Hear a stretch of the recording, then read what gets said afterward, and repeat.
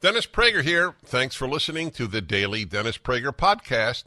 To hear the entire 3 hours of my radio show, commercial-free, every single day, become a member of Pragertopia. You'll also get access to 15 years' worth of archives, as well as the daily show prep. Subscribe at pragertopia.com. Well, hello, everybody. I'm Dennis Prager, and it is a Monday, and I hope you had a good weekend. Amazing how fast the weeks go. I have philosophized on that for many years. Welcome indeed to the program.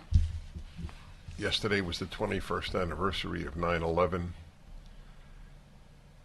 If you were an adult at the time, and you are living today, which I take as a given, since if you were not, you would probably not be hearing me. You remember a very different America. I mean, so different that it is hard to believe what has been transformed in the last few years. I have such vivid recollections of high school kids selling American flags. I bought an American flag, a very small one, in fact, from a girl. I'll never forget this. To think that she's today in her late 30s is remarkable. For $20. I just wanted to support kids selling American flags. So vivid a recollection. There was a sense of patriotism that is now nostalgia with regard to half of America. The American flag doesn't fly on many college campuses. It's a symbol of imperialism, capitalism, racism on many college campuses. Country that has given more people of more backgrounds freedom and affluence than any country in the history of the world. Its flag is declared what I just told you. It's, oh my God. How did that happen? Well, let me give you a story from today that might help explain how that happened. Because you should ask, how did that happen? How did the story that I'm about to report to you happen? The Connecticut Department of Public Health has removed the words mother and father from all medical paperwork surrounding childbirth. Mothers are now the birth parent and fathers the non-birth parent. There's actually a copy of it. Wow. Here, let me read to you. This is from the Connecticut Department of Health. Proof of pregnancy. Notarized affidavits from two adults, either other than the birth parent or the non-birth parent. A signed and dated report from a practitioner or clinic that provided postpartum care to the birth parent within 24 hours of the birth. Proof of birth. All of the following are required. A notarized affidavit by the birth parent attesting to the date, time, and place of the live birth. And then proof of residency. Mortgage statement or lease agreement which includes birth parent's name and address. Utility bill showing birth parent's name and address. Birth parent's driver's license. Birth parent's name and address. Birth parent's name and address on a checking deposit account slip. Birth parent's voter registration. And so on. What do you think? So you know what I think. But what is perhaps more important is that nobody knows about this. Especially the liberals in your family. Forget the leftists. They may know about it because they're the activists here. I don't believe that a single relative of mine, wonderful people, my extended family, all who voted for Joe Biden, I'll bet not a single one knows about this in Connecticut, even though they live next door to Connecticut. They don't know. You think the New York Times will report this? It is interesting. Google this. I know. I wonder if it's anywhere. Of course it's not in the New York Times. The New York Times banner, all the news that fit to print is as big a lie as the Washington Post's democracy dies in darkness. That's not a lie. It just has nothing to do with the Washington Post, which provides darkness. That's a classic example of telling you what it does and then attacking it. Connecticut. So the question is, how did they get away with it? Do you think even if the voters of Connecticut, who elected Richard Blumenthal as a senator, that my producer says that's all you need to know. Okay, so then that it just adds to the point I want to make. If the voters of Connecticut had a referendum on this issue, should mother and father be dropped from birth certificates or birth announcements, medical paperwork surrounding childbirth, should the mother be removed in favor of birth parent? What do you think Connecticut voters would vote? I think they'd vote against it. Yeah, I think they'd vote against it too. So when you folks get annoyed with me, and I understand your annoyance, interestingly, but it's wrong. When you get annoyed with me for showing the difference, for declaring the difference between liberal and left, that's a perfect example. Liberals wouldn't vote to remove the word mother from medical paperwork surrounding childbirth, birthing parent. You're sick. These people are sick. And they're making the society sick. Almost every day I talk about the war on sexual distinction or gender distinction, to use the contemporary verbiage.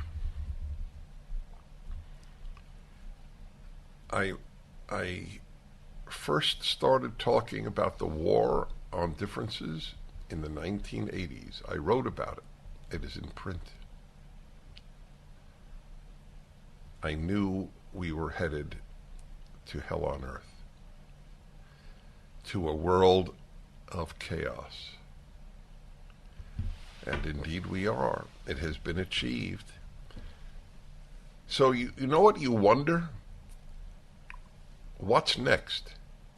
Because this was, most people would not have predicted this. You won't use the word mother in medical paperwork in an entire state with regard to birth? Give me a break.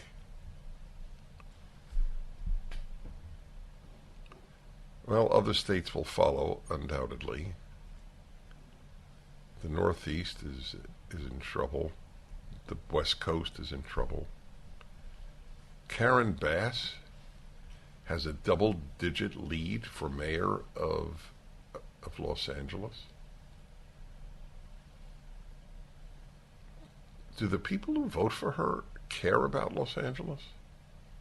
I live here. So that's the question I would only pose. Do you care about Los Angeles? It is not possible to vote for a Democratic mayor in any big city and care about your city. You can think you do, obviously. Everybody thinks of themselves as having wonderful inclinations. But it is not possible to ask the question, what is good for my city, and vote for a Democrat for mayor. If you love Chicago, do you really want a Democratic mayor?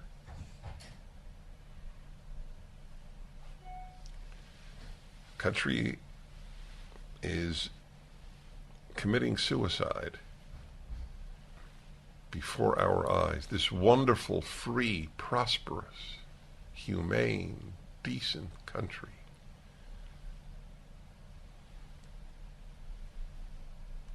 Well, that's part of my theory, as you know. Secularism plus affluence equals boredom. And that leads to leftism. I need meaning in my life. So I will rename mother's birthing parent.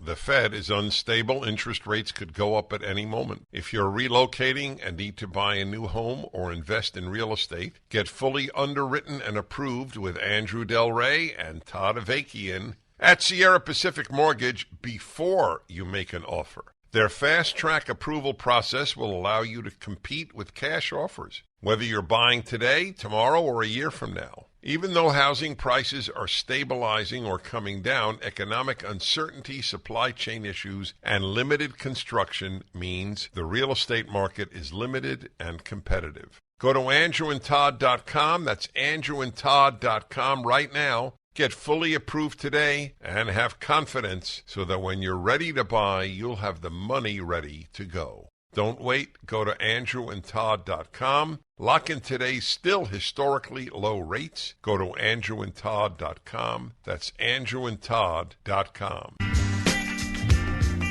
Hey, by the way, I have news here. So what night is what is Rosh Hashanah? What night is that? September what? It's in 2 weeks.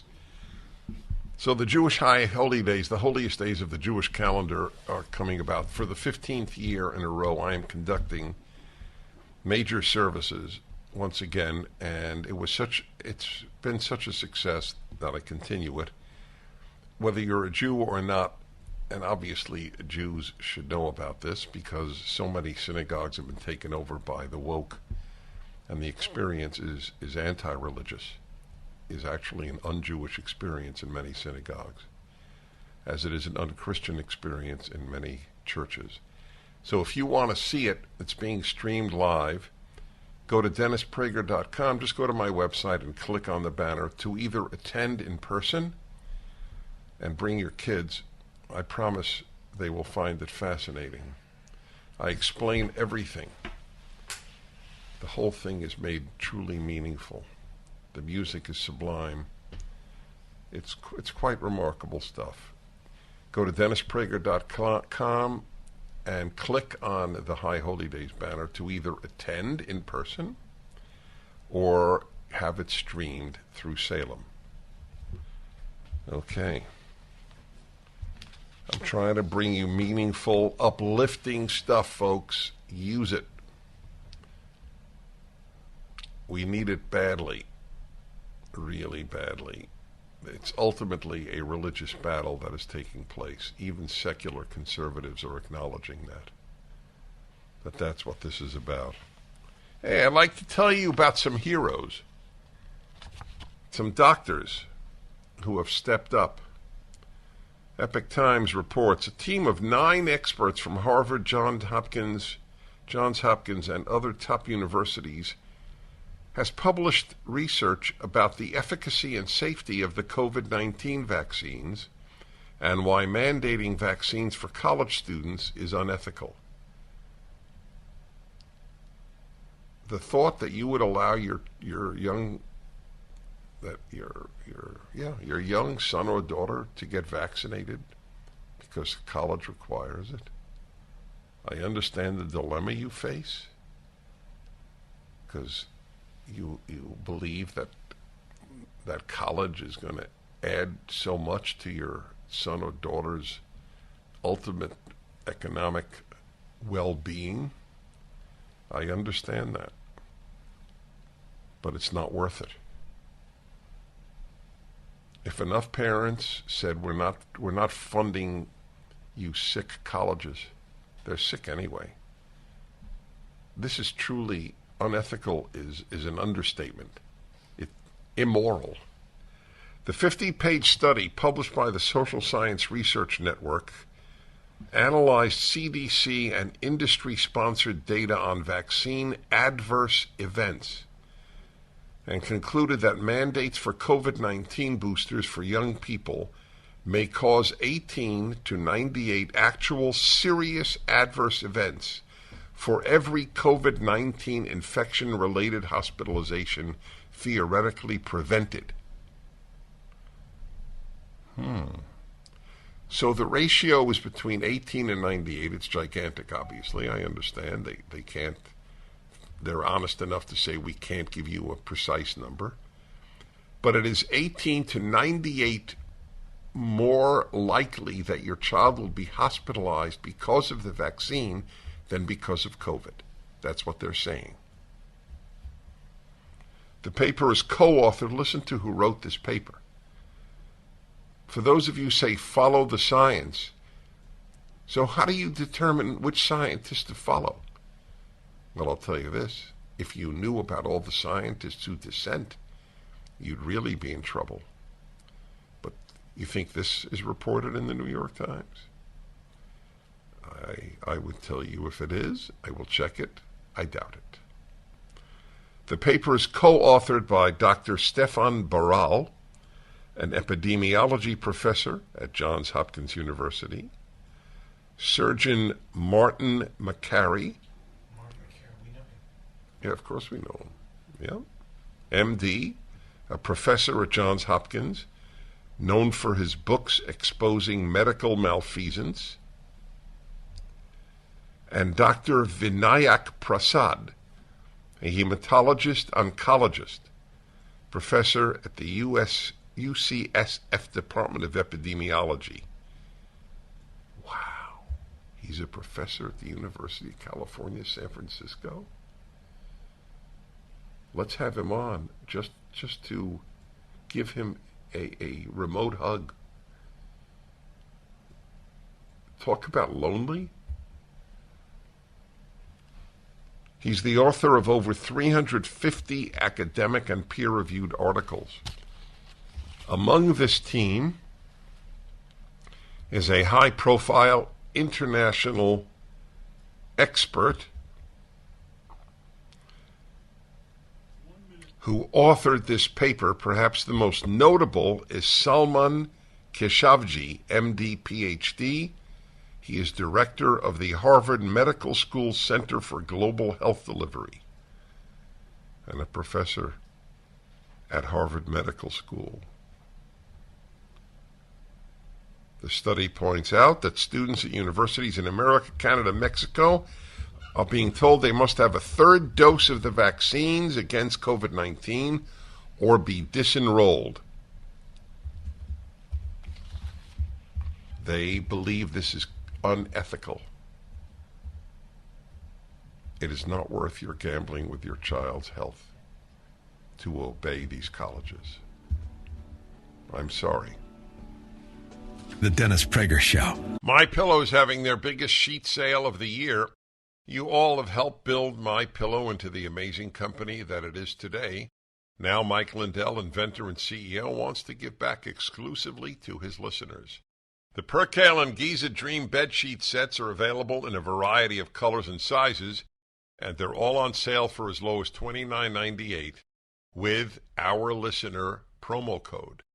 Order now, because when they're gone, they're gone.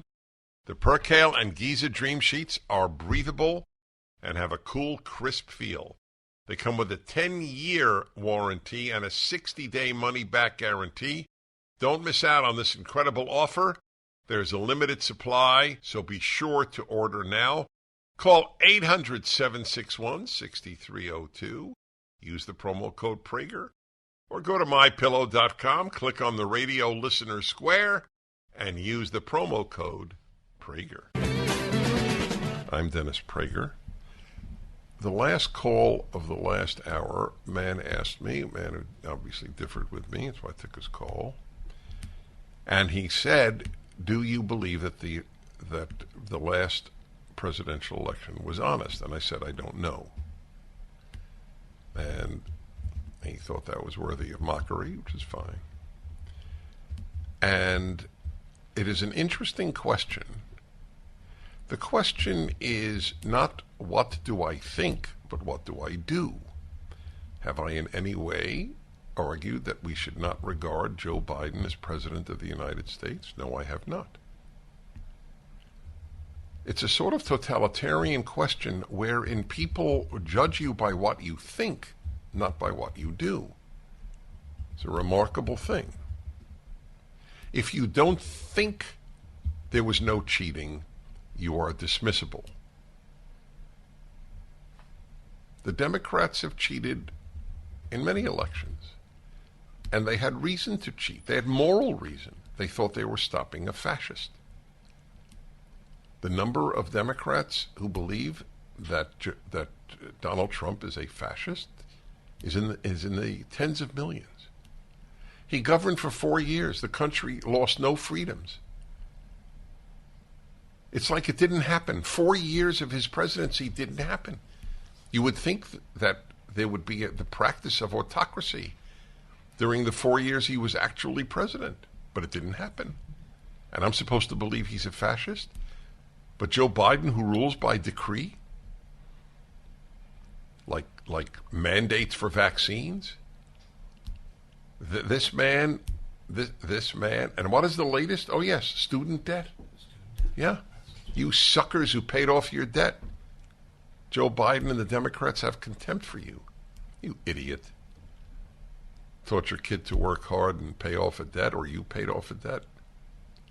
Democrats regard you as a fool. There's so much more autocracy under the Democrats than under the Republicans, but they call the Republicans fascists. Anyway, what's the difference what I think? It is what I do. Do I agitate against Joe Biden being president? No, I don't. I don't know. Maybe he was elected legitimately, but I don't know that for a fact. There was a fascinating little moment of left-wing totalitarianism.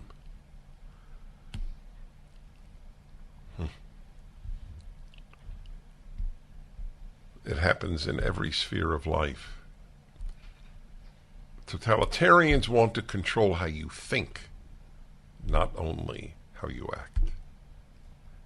That's a very revealing aspect of the contemporary scene in America. I have said on many occasions that a lot of nice people do a lot of damage. The human being is divided into two moral realms, macro and micro. It is possible to be wonderful in the micro and awful in the macro. It is possible to be wonderful in the macro and awful in the micro. We are truly, morally speaking, there are two of us. And they are sometimes interrelated and they are sometimes not interrelated. So therefore, in making this point, how can nice people vote in despicable people? For example, in America, I always use Minnesota because Minnesota nice is actually a term that is commonly used. People in Minnesota are nice. And then they elect people like Ilhan Omar, who is not only not nice, but is in the vanguard of ruining this country. How do people do that? How do people vote to destroy their own cities? Because nice people can do a lot of damage. So I gave the example. There were nice people who were even slave owners. George Washington was a slave owner. He was not only a nice person, he was a great person. So what did the left do? Like the Independent in England, it's a big site, right? But it's left wing. Yeah. So they headline, Dennis Prager said that slave owners were nice people. It is so typical of the left to do that because truth is not a left-wing value. Is that the entirety of what I said? There were nice people who supported communism, the greatest mass murder machine in human history. There were nice people who voted for the Nazis. You think every single German who voted for the Nazis was personally despicable? Most people who voted for the Nazis in the last free election in Germany in 1932 actually were voting on economic bases, not Jew hatred bases. Some did, clearly, but most voted for economic reasons. But this is too sophisticated for people on the left. If you think sophisticatedly, you can't be a leftist. You could be a liberal, you could be a conservative, you can't be a leftist. The idea that there is a difference between macro and micro is too sophisticated for people on the left, like the Independent. Or, as you will hear, the latest attack on me, which is, to say that I don't lose sleep over it is truly an understatement. I don't even think about it when I go to bed. My belief is that being attacked means that the left knows that I am a threat to them, which I am. In my calm, mostly calm, sometimes I get angry, my mostly calm delivery of common sense, basically that's what it is.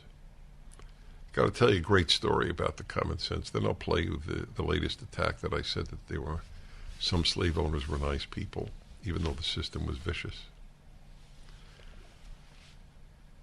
I met a tall, strapping, handsome guy in his 30s at Philadelphia airport a couple of years ago.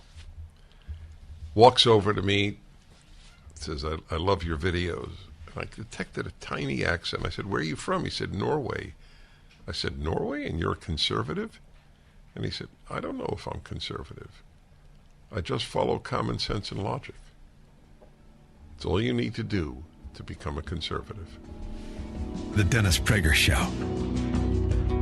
Uncle Tom 2 was the eye-opening documentary everyone in America should see. Dennis Prager here, and Uncle Tom 2 offers a compelling and brave analysis of the true history of Black America. The cultural shift from prosperity, integrity, and faith to its current perceived state of anger, discontent, and victimhood. Uncle Tom 2 offers historical footage, photos, correspondence, and data to reveal the genuine strides of Black America in the 20th century, the deliberate Marxist strategy to create racial tension and replace God with government, the NAACP's sinister agenda, the fall of Black Harlem, the truth behind Black Lives Matter, and the demoralization of America for political power. Don't miss Uncle Tom 2 from executive producer Larry Elder and director Justin Malone, with Brandon Tatum, Vodi Bakum, and Chad O. Jackson. Watch the movie on demand or buy the DVD now at salemnow.com. That's salemnow.com.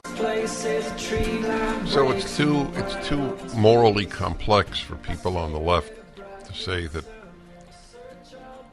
there are good people who support bad things. And I gave the example describing slavery as vicious. See, among other reasons that you could say that not every slave owner was an evil human being, even though slavery was evil, was, first of all, and most important, it was universal slavery. So the people engaged in a universal practice that they didn't even know, as bizarre as it sounds to us, like the ancient Greeks, from whom we theoretically derive, but certainly the word democracy comes from the Greek word. They assumed that slavery was the natural order of life. That is what was assumed by Africans, by Muslims, by Chinese. I mean, the slavery was assumed to be a given. And where it was wiped out by our civilization, the Western civilization. Slowly, too slowly, but it was.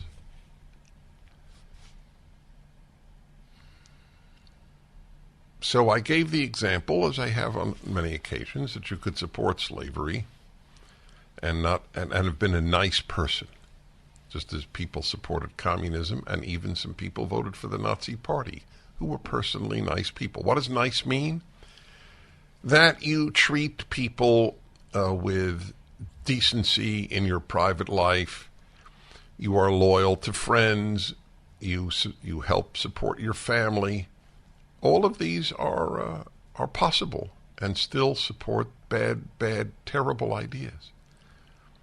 Was everybody who gave Stalin the atom bomb, all these Westerners, were they personally despicable? The sum total of their life was despicable, but in day-to-day life, some of them were undoubtedly nice. That's why you shouldn't get confused by, is a person nice? That's important. But it's not the sum total of their moral being. So here are the sophisticated folks at the Young Turks, a very popular left-wing podcast. There were undoubtedly many nice slaveholders in the South. This is not meant facetiously, again. It's meant literally. It's Dennis Prager trying to make a comment about how there were nice slave owners in America. You know, individuals who purchased humans to force them to work for them for free and would beat them, whip them, rape them. So here's an example. This is a perfect example of truth is not a left-wing value. Does she really believe, I think, that if you whipped and raped someone, you were a nice person? What about the slave owner like George Washington who didn't whip and rape and who then freed them upon his death? Also, they of course played one sentence, not where I describe slavery as vicious, where I speak about the nice people in America who support America destroying leftist causes. They take one line and then imply, or even state, that I think that if you whipped and raped slaves and beat them, you were a nice person. This is classic. By the way, I announced last week, and I announce it again, I accept the invitation to debate her, or both of them, or 10 of them, on their show, or my show, or anywhere. Just for the record. Continue, Sean.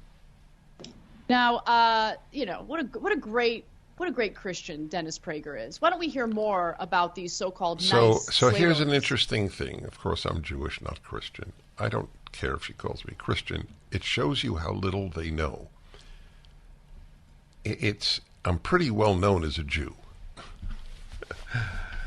and it's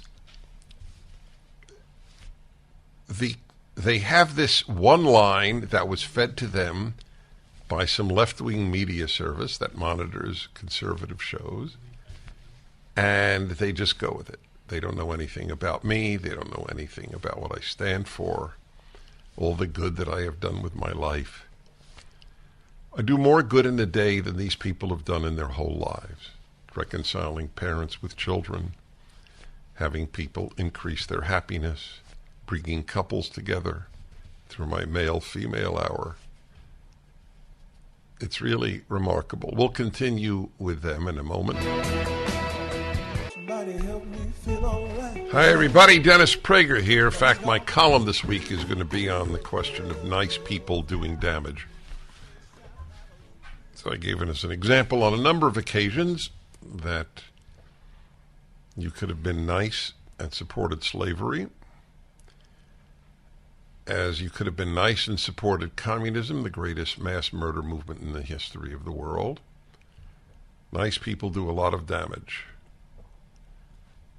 But that's too sophisticated for the left. If you owned a slave, it meant definitionally you were evil.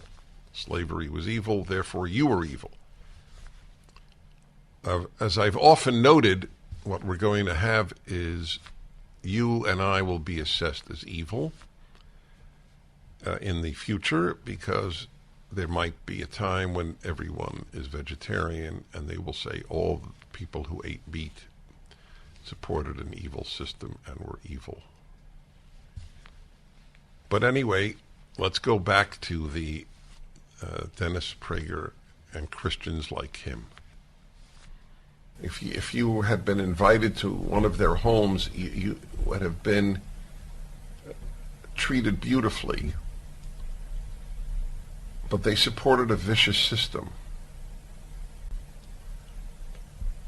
The left is a vicious system. It's not slavery. Although the end result of all leftism is the enslavement of populations, not as in I'm surprised they played this. Slave trade, or I give them credit. Slavery, but in the diminution of human rights and liberties, which is a form of enslavement. Fascinating argument. So first, let's address what he's saying piece by piece here, Cenk. So number one, he makes the argument that, the whole system of slavery, not so nice, but the people who I said vicious, not so nice.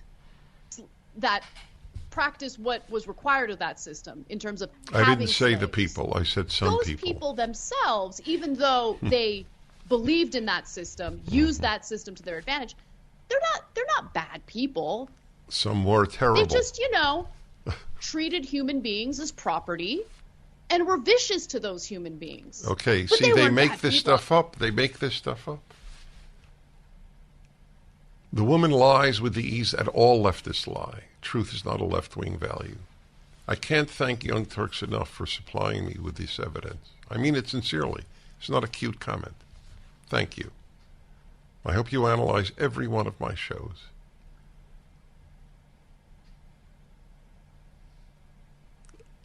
Did I imply that if you treated a slave viciously, you were a nice person? Even hint at it? Continue, please. I mean, they might invite you to their home, and they'd cook you a nice dinner. They'd be super nice if you were a white American, of course. Yeah. Yeah. Yeah. So let me jump in on that one. So if we're being super generous to Dennis Prager, he's saying, well, slavery was vicious, but even so, some of the people who participated in it were nice people. They would treat you nicely. And so don't be fooled by people being nice. Okay, so that's right. That's what I'm saying. That's true. What Prager's saying. Don't be fooled by people who are nice. Look at his assumptions. Like, it doesn't even occur to him that anyone in his audience is black. Because okay, this is so this is precious. This is just precious. Many in my audience are black. Many in my audience agree with me. I'm a Jew. I wrote a very highly regarded work on anti-Semitism. I have fought anti-Semitism all of my life. And I acknowledge that there were people who voted for the Nazi Party in Germany who were nice. Oskar Schindler, who saved 1,200 Jews. He was one of the heroes when there were very few of them, was a member of the Nazi Party. Oskar Schindler was a Nazi, and he saved 1,200 Jews. The human being is complex, not to the left. The moment you understand moral complexity, you leave the left. It's not possible to be morally sophisticated and a leftist. Do I assume there are blacks in my... You know how condescending to blacks that is?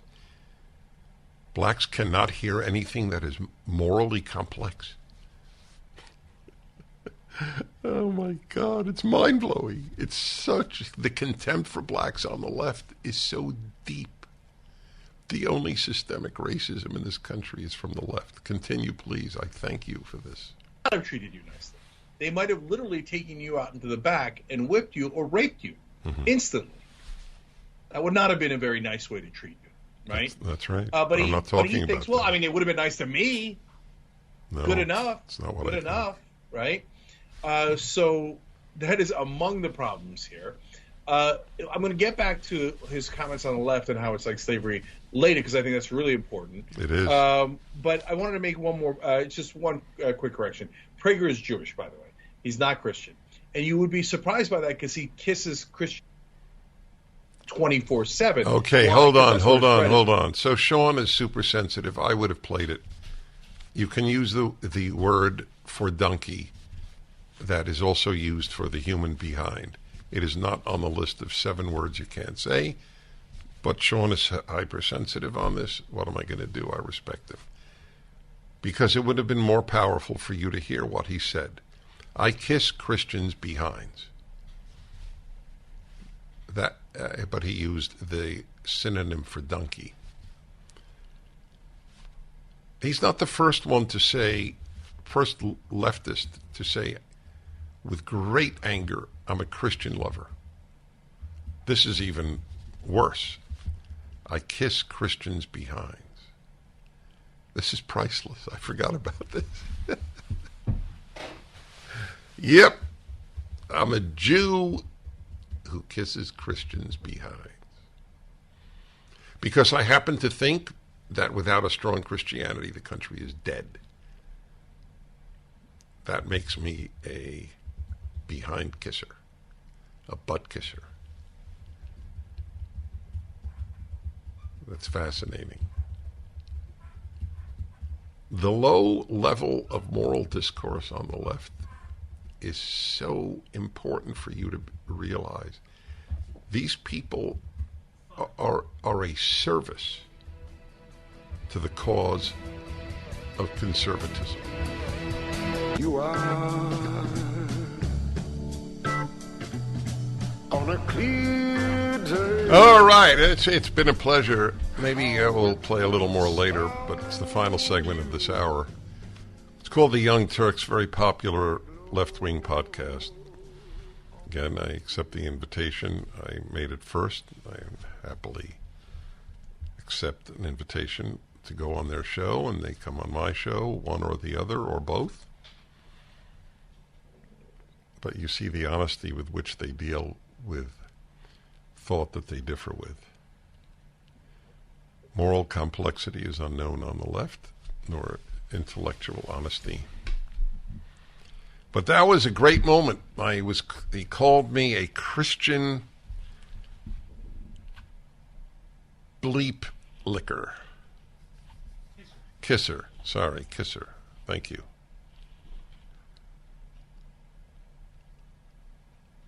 This is how they handle opposing ideas. It is so par for the course. It's a dark world, the left.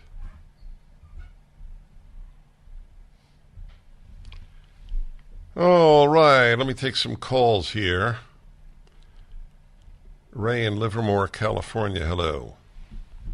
Good morning, Dennis. Thank you for your show and your wonderful staff. This argument they're making has nothing to do with slavery. It has nothing to do with good people or bad people. It has everything to do with taking out a general in the Army that preserves Western civilization, the conservative lifestyle, morals, ethics, values. You, sir, you stand at the gate. You are a guard at the gate. You are protecting the pillars that hold this thing up. And they know they can't take it down without taking a guy like you down first. So you just keep up the good work. You're exactly where you need to be. Thank you. Yeah, I agree with that. I'm not the only one, thank God, but I agree with that. But the attempts to take me down are so pathetic. I'm a Christian butt licker. Kisser. I always got to get that right. Kisser. Fascinating. Are you an environmentalist butt kisser? Yes, folks. This is a Judeo-Christian country. And if the Christians abandoned their Christianity, the country is over. That's correct. You don't have to be Jewish. You could be an agnostic. You could be secular, as many thoughtful conservatives are, and realize that the death of Christianity in the West is its obituary.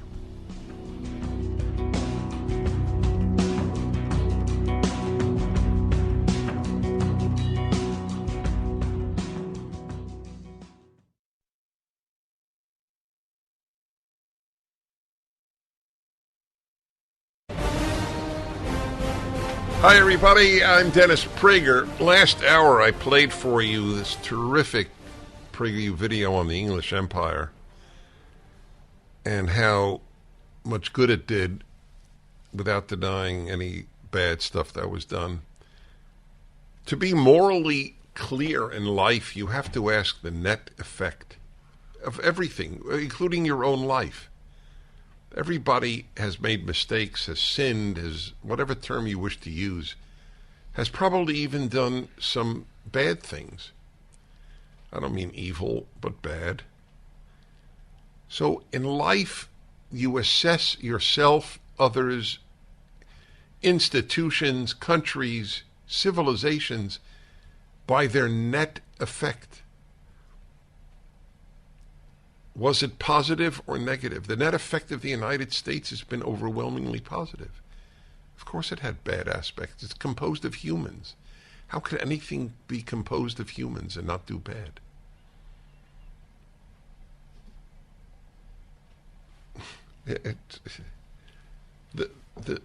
The simpletonness of the age in which we live with left dominance. I also read to you from a study just released and unreported in the mainstream media of why it is so unethical, indeed immoral, for colleges to mandate vaccines as they are doing now. It was done by scientists from Harvard, Johns Hopkins, and elsewhere. The study is up at DennisPrager.com. Where do people find it? It's really important that they see this study. So they go to my website and then click on what? The original, the Epic Times piece? Yeah, the Epic Times piece is... The first paragraph, there's a link. If they want so there's a link, but I want to direct people so that they can't miss it. Items discussed on the show, is it under that? Cited on the show. Okay. And there's a link in the Epic Times piece to this piece by the scientists. You should not allow your child to get a vaccine. I'm sorry. It is wrong. It is medically unwise. It is dangerous. Most people, it doesn't have any effect one way or another. But as the study points out, you're more likely to be hurt as a young person by the vaccine than to be helped in terms of whether you will end up in a hospital or not. The silence of the media on this is a complicity and a crime, in my opinion. But it is one of many criminal activities of the media, because they don't answer to the God of truth. They answer to the God of progressive politics. My article coming out tomorrow, Tuesday is my column day, is about the damage that nice people do to societies. Many nice people do wonderful things for society, but the human being is composed of macro and micro values. They're often not related. They're often related. There are some people who have bad values. There are some nice people with bad values, and there are some people with good values who are not nice. Those of you who think that Donald Trump is not nice think that his values are not nice. That's not true. His values turned out to be terrific as President of the United States. I mean terrific. But for the world of simplicity, no, that's not true. I love simplicity. For the world of being simpletons of the left, it is the macro and micro are identical. So if you're a nice person, you have nice values. And if you are not nice, you don't have nice values. They don't make this distinction, which is critical.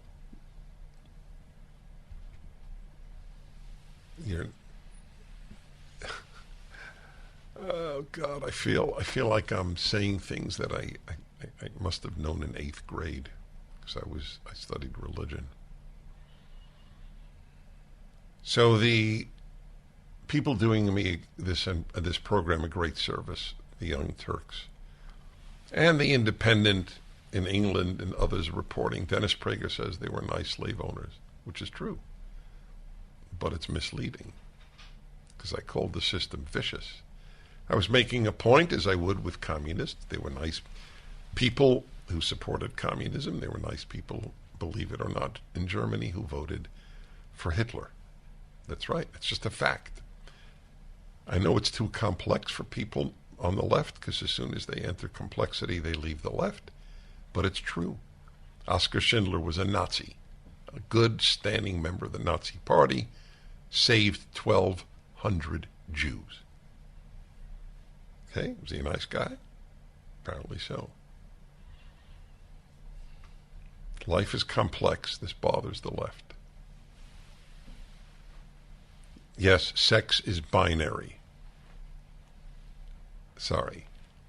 That's just a fact. A scientific fact. It's binary with every other animal species, and it's binary in the human species.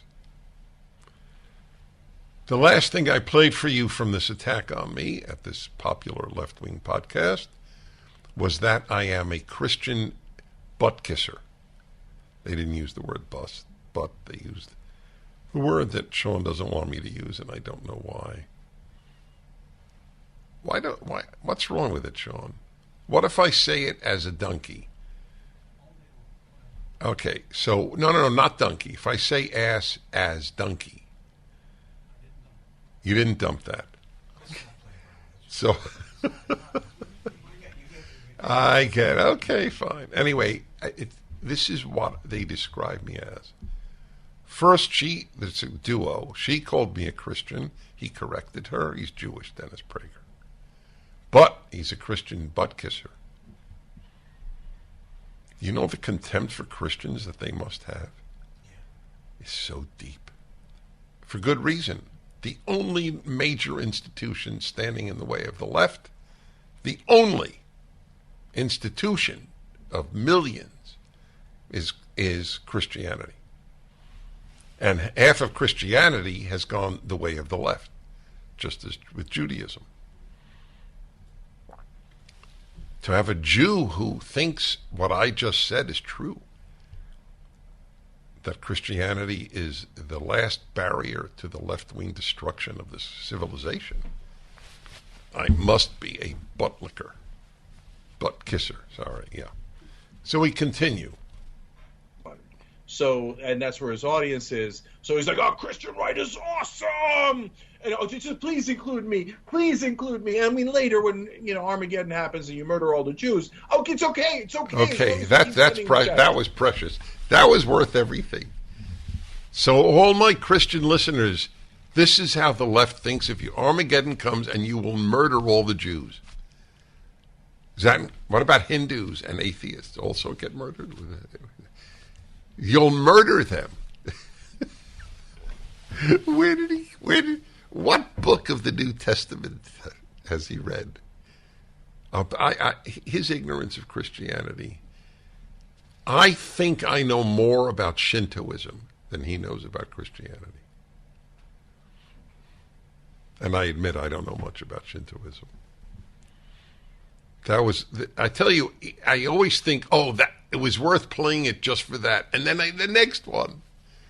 So, what a dummy I am that I support evangelical Christians and conservative Catholics and Mormons, and they're going to all murder me when Armageddon comes.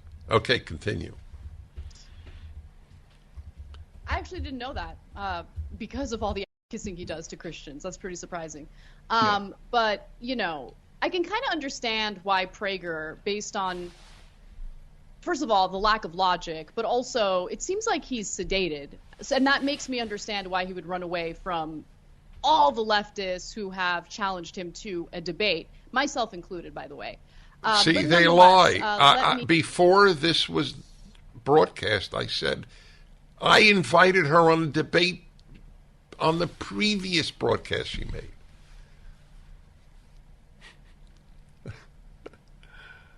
Oh my God. It'd be precious. We got to arrange it. I go on their show, they come on my show, one or the other. Just be terrific. I would even travel there. I don't know where the there is, but I would. Oh yeah? Oh great. They're here in LA? That's even better. Having a joy here of clarifying in their own words the morally confused world of the left. As a left-wing podcast called the Young Turks, TYT, and they're attacking me for saying that just as there are nice people who supported all sorts of evils, there were even nice people who were slave owners. It's too morally complex an idea for the left in their simpleton universe. And so let's see. I am a Christian butt kisser. And what was the last point there? You remember? What was guys, do you remember the last? That was also that was another winner. Oh yeah, the Armageddon. Oh yeah, when Armageddon comes, I will be murdered by Christians. There you go. Anyway, it's an interesting, the absurdity of it, aside from there's no basis for it, it's just a calumny against Christians. But why would he care? He doesn't believe in an Armageddon. So he's arguing that something that will never happen will hurt me. Deep. Okay, continue. Give you some more of what he had to say. So this is not the first time that Prager has equated benign things to slavery. So for instance, him mentioning leftism or leftist ideology as something that's as evil and terrible as slavery. He was previously condemned for claiming unvaccinated Americans are the most hated group of people since slavery in an attack on COVID vaccinations in November of last year. By the way, I would be shocked if Dennis Prager wasn't fully vaccinated. Absolutely shocked. Okay, hold on. I bet you anything he is. She'll bet anything? Let me take the bet. I'll bet you my house that I have never been vaccinated against COVID. They live in a make-believe world on the left. Do you understand? By the way, I was 100% right. In the United States, the most hated group, certainly of my lifetime, have been unvaccinated Americans. You folks forget now. It was announced by the President of the United States that this is a pandemic of the unvaccinated. If you're dying of COVID, it is because of unvaccinated Americans. Can you get more hated than that? We are killers, the unvaccinated. In Canada, they could not go on airplanes. They could not go on trains. They could not go on buses. Places they couldn't eat. The hatred for the unvaccinated by the morons of the left, by the despicable haters that dominate left-wing thinking, has been unprecedented in my lifetime. And that's a long lifetime. That's correct. I stand by that. The hatred for the unvaccinated. We're killers. We kill children. We kill adults. We kill the elderly. We're murderers. We deserve to have no place in polite society. Okay, so much for that. And yes, I am not vaccinated. So let's see. She thought I'm a Christian. She thinks I'm vaccinated. I always say, we know all about them. They know nothing about us. We are caricatures to them. Because if we were real, they would have to actually answer our arguments. Continue, please. And remember, this is the guy who just last week was talking about how the most evil people who need to be controlled are women. Okay. Because women, the distortion is so dishonest. I said that women are disproportionately doing damage to America. It's a fact. 92% of kindergarten teachers are women. What is happening in kindergartens is vile. The sexualization of children that these people at the Young Turks support is astonishing. That's all I wrote. Okay. Continue. Continue, please. Are overwhelmingly represented in jobs like teaching, and he thinks that teachers, like there's grooming students is prevalent. I never used the word grooming. Like that's his logic. There's no evidence for that. Absolutely no evidence, no statistics, nothing that he can point to. This is a lie. This is just a lie. In big city schools, one after another, there are LGBTQ curricula for little children. You say it's not just big cities. Okay, fair enough. You really want to talk to kids about non-binary? You want to have, I guess she supports drag queen story hour for 5-year-olds. I think it's incredibly damaging.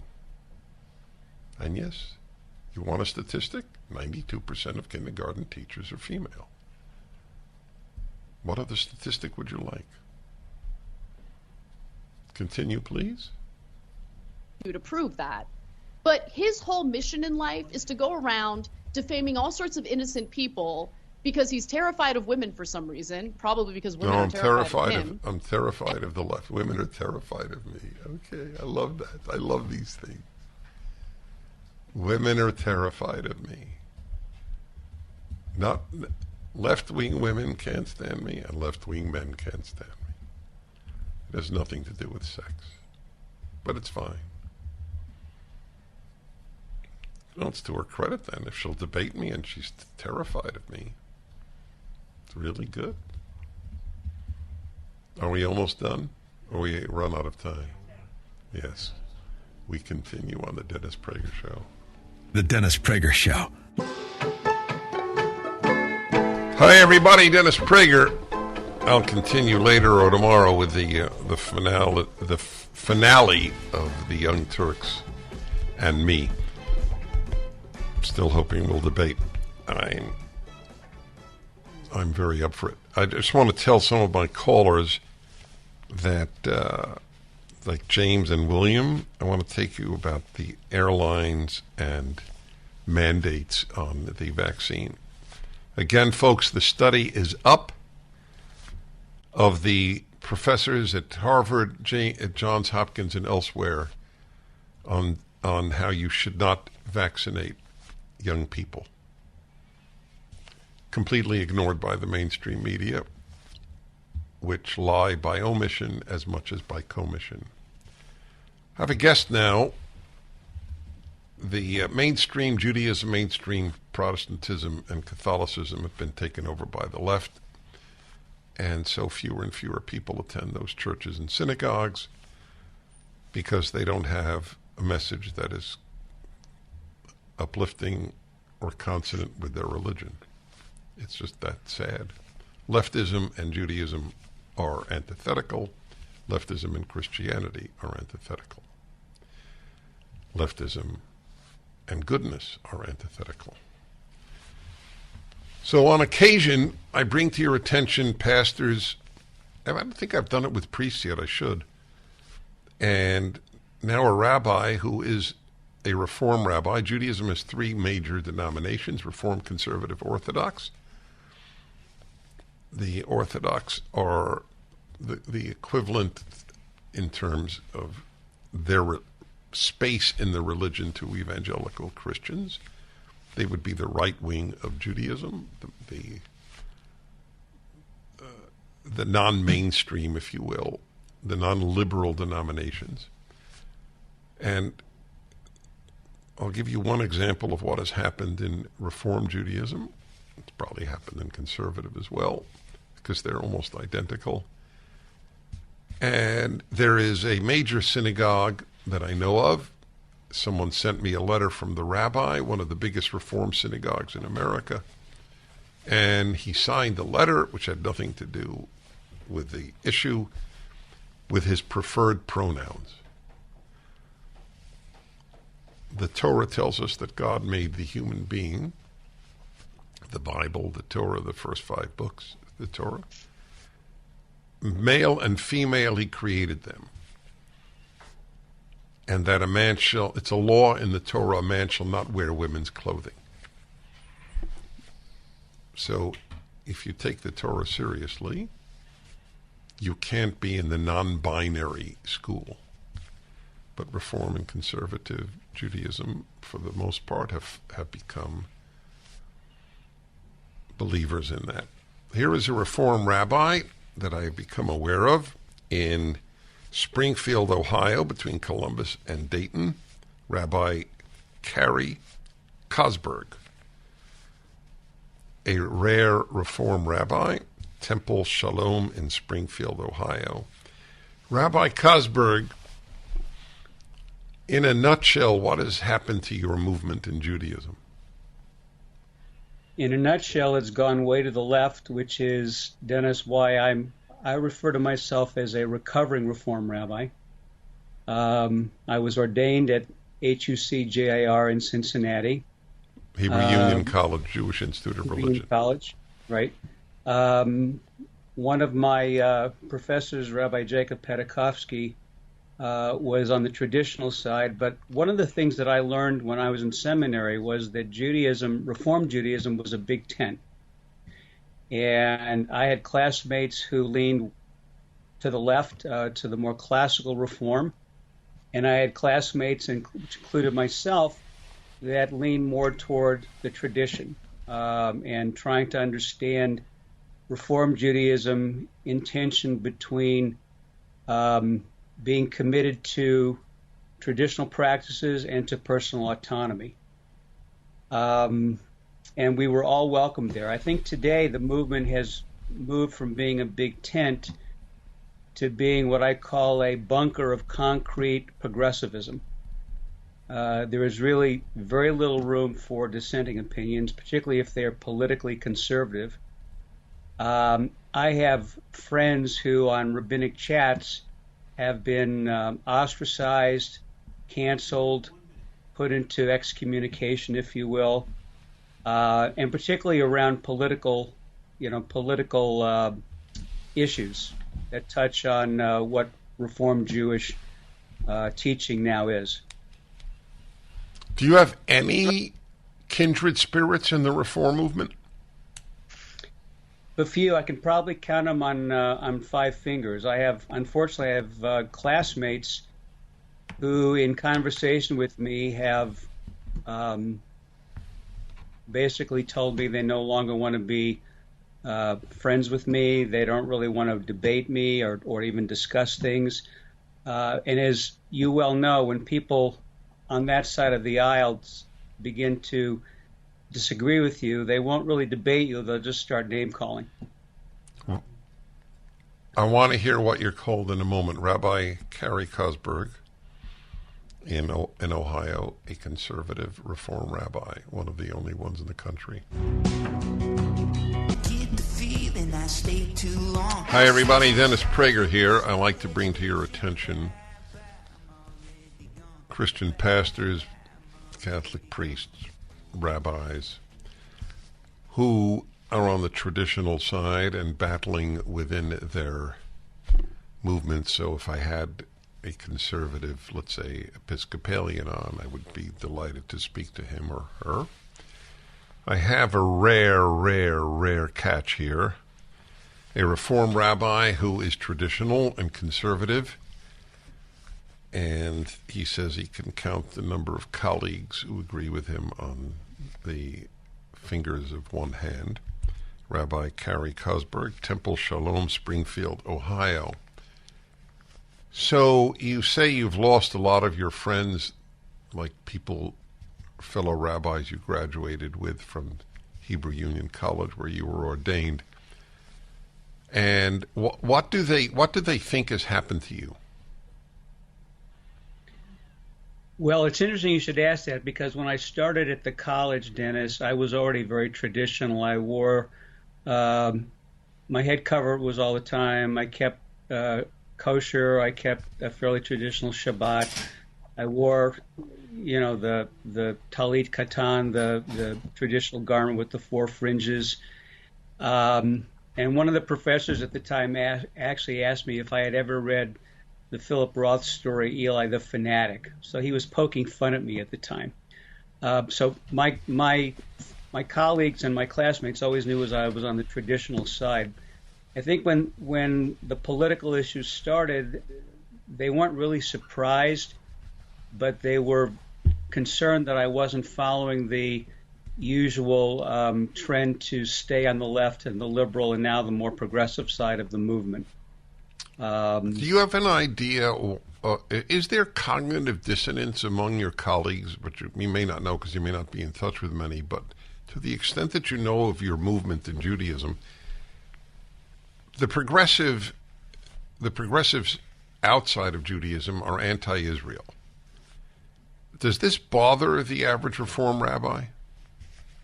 That's a very good question. A lot of the younger Reform rabbis now are very much anti-Israel. It's my generation, maybe the rabbis older than me, younger than me by maybe 10 years, still have traditional ideas and traditional support.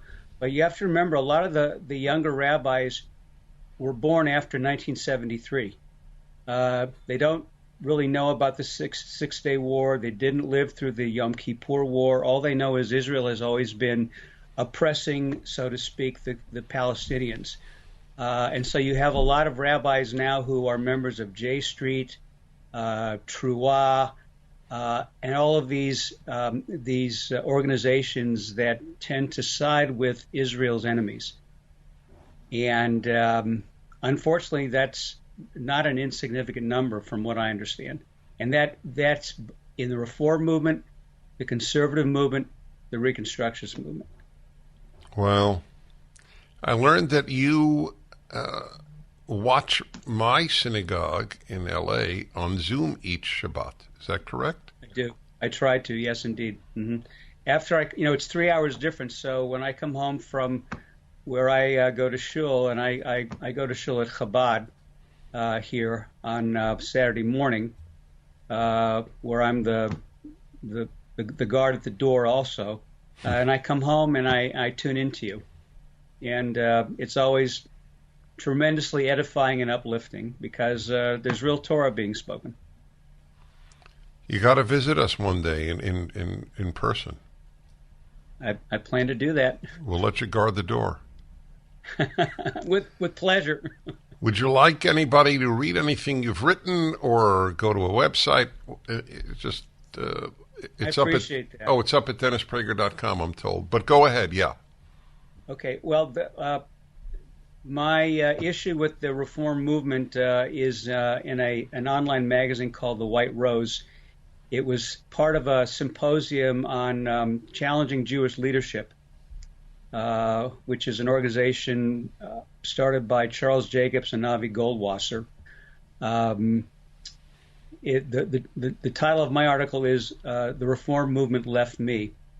I'm also very passionate about Jews learning how to defend themselves, and I have several blogs on Times of Israel about that.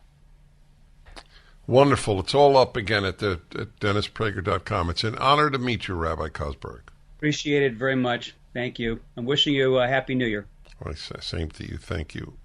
By the way, folks, talking about New Year, the Jewish New Year, the High Holy Days are coming up.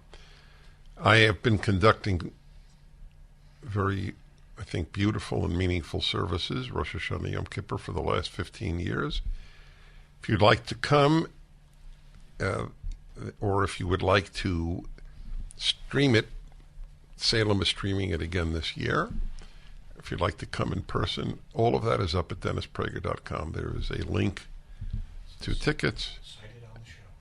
where it says cited on the show. Okay, that's important. Or send me an email, but it's best if you do it directly. And the streaming is important. Many non-Jews watch this or even attend. The interesting thing about the Jewish New Year is that it is believed in Judaism that it is the world's New Year, not the Jews' New Year alone. It's a universal holiday, Rosh Hashanah and Yom Kippur. The belief is that God judges everybody, not just Jews. It's very big stuff. And we need the big stuff because it's being shattered. So we had somebody I had asked to stay on. I don't blame him for hanging up, but at least the other one did. William in Big Canoe, Georgia. Hello. How are you, sir? Well, thank you. Yeah, it's a pleasure to talk to you. As you were describing yourself earlier, I would say you were stoically sagacious. Stoically sagacious? That's Indeed. a riot. I like that. I'm stoically sagacious. Thank you. You're more than welcome. Now, what was your question about pilots and being vaccinated? Yeah, so I wanted to know, we were talking about where there is mandates. Does it exist in your industry? Hold on. I'll get your answer as soon as we come back. All right, I'm very curious what the story is. How many places are like colleges now with this vicious, destructive, unethical, immoral demand that you can't be a student if you're not vaccinated? So is it true? I was curious. We mentioned some professions. What other than college, what did we say? Where are there still mandates?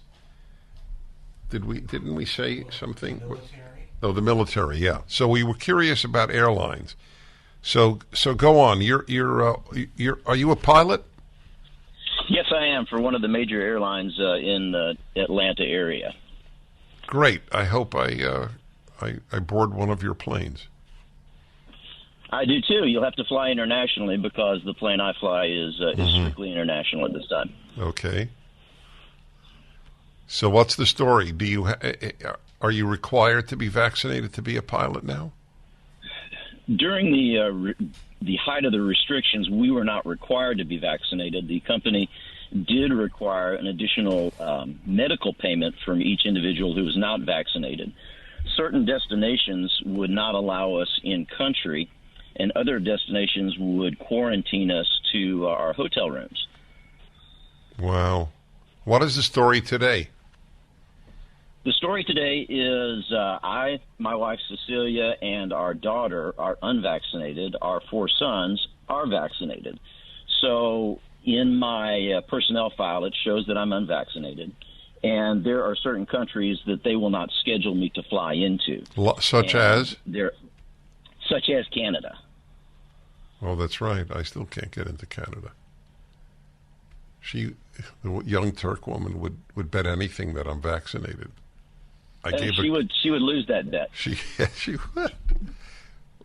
Oh, Canada, yes. Well, I mentioned as one of the. Listen, you're a joy. Thank you for calling. It means a lot. A lot of pilots are, shall I say, very, very kind to me when I walk through airports or go on planes, which is constant. All right. By the way, I have a great speech coming up this Thursday night in the L.A. area for the Jewish Republican Alliance. And especially young conservative Jews, tell them about this speech because they can meet each other. But Jew or not Jew, you'll really get a kick out of it. The info is up at DennisPrager.com. It's this Thursday night. Okay, everybody. I want you to look at the study by professors at Harvard and elsewhere on how damaging the mandate to students to get vaccinated is. It's what the colleges have done to this country is truly unforgivable. See you tomorrow. The Dennis Prager Show.